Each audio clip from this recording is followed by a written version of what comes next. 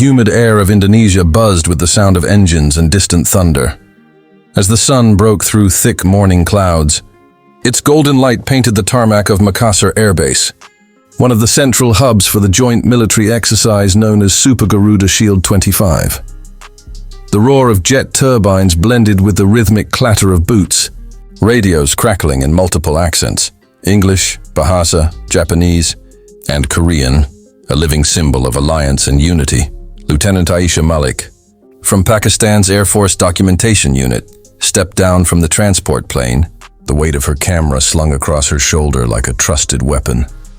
She had covered operations before, border drills, search missions, even rescue flights, but nothing on this scale. This was different. Dozens of nations had come together for what was officially called a multinational defense readiness exercise. But unofficially, rumors were swirling, whispers of something classified happening behind the curtains. The humidity wrapped around her like a cloak, heavy and warm. As she walked across the runway, she caught sight of aircraft lined up in perfect order, F-16s gleaming under the sun, Indonesian Sukhois waiting for takeoff clearance, and a fleet of American C-130s unloading supplies. Flags from different nations fluttered side by side in the tropical breeze, a rare sight of military cooperation and silent power. "Lieutenant Malik, over here." The call came from Captain Rendra, the Indonesian liaison officer assigned to her. He greeted her with a formal salute and a grin. "Welcome to Garuda Shield 25. You'll be documenting everything. But remember, some areas are off limits," he said, lowering his voice slightly. Aisha nodded. She understood. In an event involving multiple armies, every image could tell more than words, and some truths were meant to stay hidden. Inside the main operations tent, massive digital screens displayed live feeds, satellite imagery, drone routes and maps marked with color-coded sectors. Officers moved like clockwork, communicating across languages and ranks. The atmosphere was organized chaos, every second precise.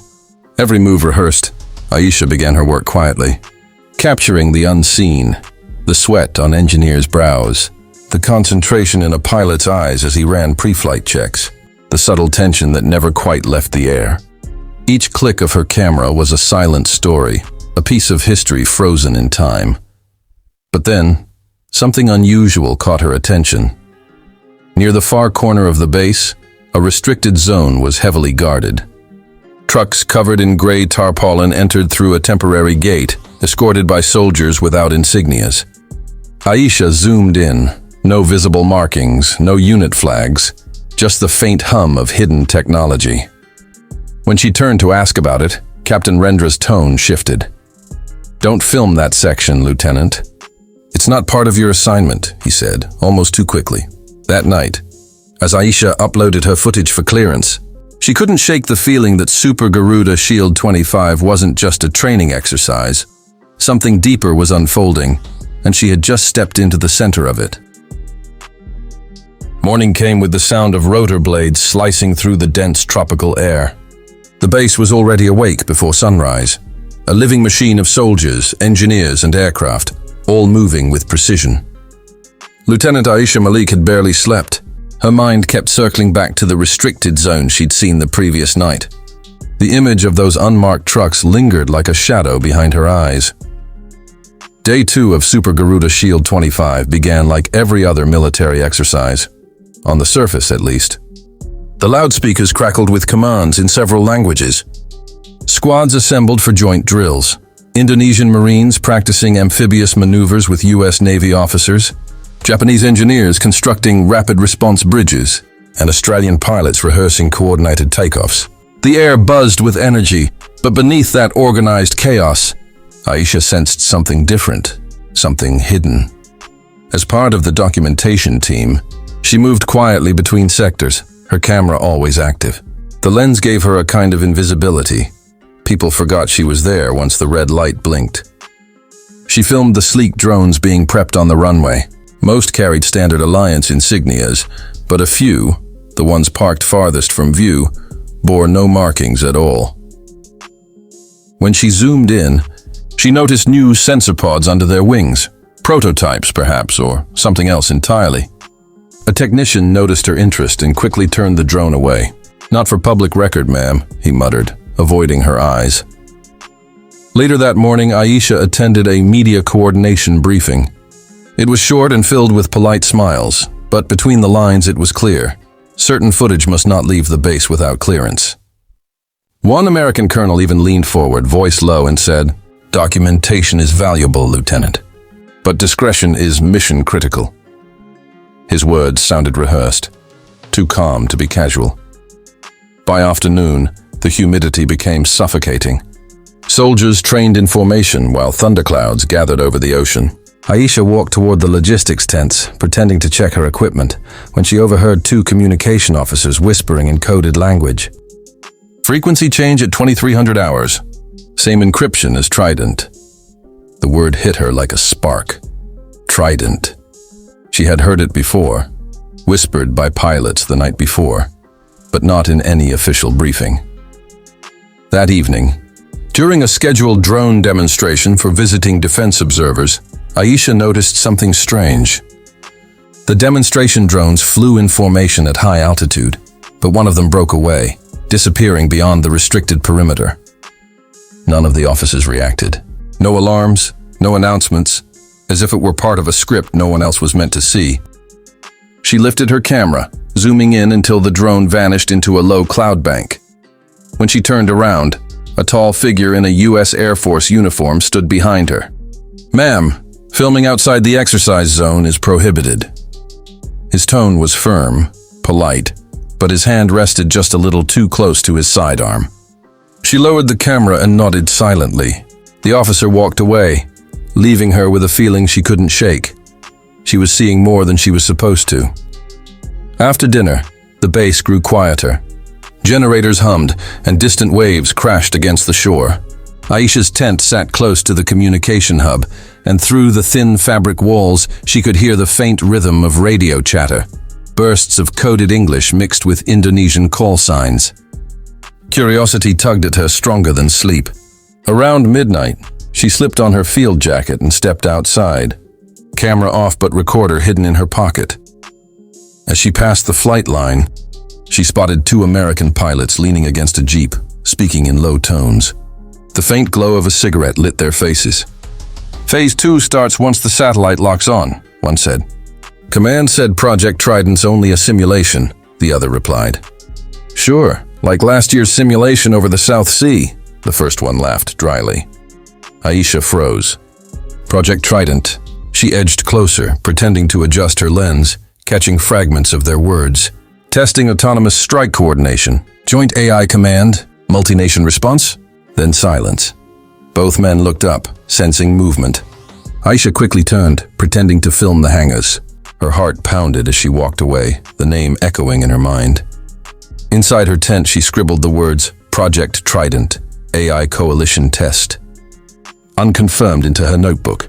It made no sense. Super Garuda Shield was a peacetime readiness drill. But this sounded like preparation for an actual joint response scenario.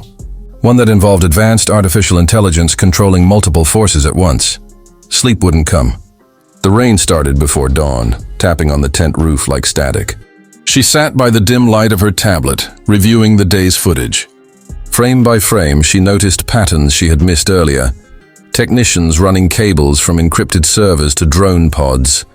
Briefcases marked with NATO and ASEAN tags, and a convoy departing the restricted area under heavy guard. She realized then, this wasn't just training.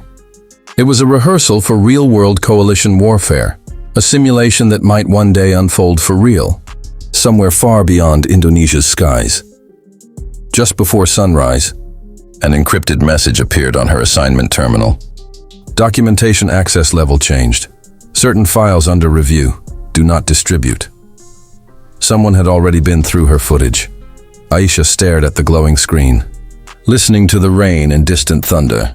For the first time, she wondered if her role as an observer had quietly turned her into something else, a witness to secrets no one was meant to record.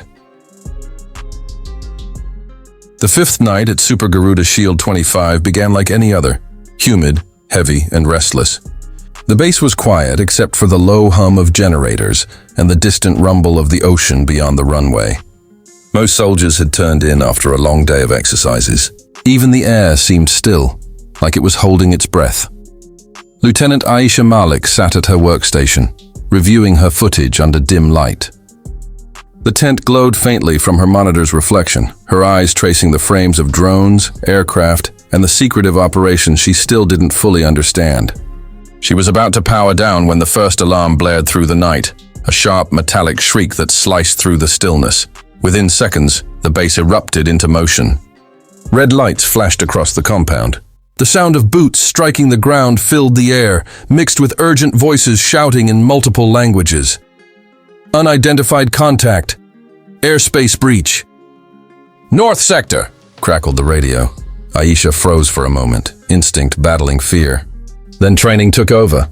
She grabbed her camera, slung her vest over her shoulders, and sprinted outside. The night sky was alive. Searchlights swept the clouds, radar dishes rotated, and sirens wailed like a warning from another world. At the control center, screens flickered with radar visuals, a single dot moving fast toward restricted airspace. Officers barked commands, translating coordinates between languages in real time. Vector intercept. Send alert Flight 1! Confirm IFF. Is it hostile? No signal, unidentified. Through the chaos, Aisha filmed everything.